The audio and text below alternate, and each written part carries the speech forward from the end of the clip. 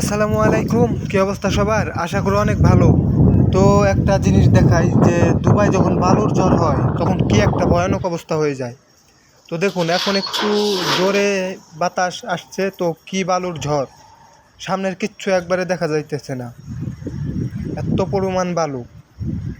তো এভাবে তাকিয়ে থাকা যায় না। আমার এইখানেও বালু আসতেছে, কিন্তু হয়তো ক্যামেরায় দেখা যাইতেছে না। আর আমার সামনের বিল্ডিংগুলা দেখুন, দূরেরগুলা তো দেখাই যাইতেছে না, আর এইটাও কতগুলা দেখাই যাইতেছে। তো এমনি সময় যখন বালু না থাকে তখন কিন্তু পুরা ক্লিয়ার থাকে, আর এখন এই অবস্থা। তো বালুর ঝড় অনেক ভয়াবহ মারাত্মক একটা ঝড়।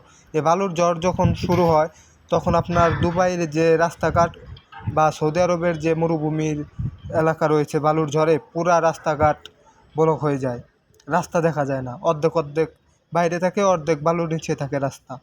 তো এভাবে কিন্তু গাড়ি ড্রাইভ করাও অনেক কষ্টকর। যারা মোটর সাইকেলে ফুড ডেলিভারি করে থাকে তাদের জন্য অনেক রিস্কের একটা কাজ। তো বালুর ঝড় অনেক মারাত্মক একটা সমস্যা।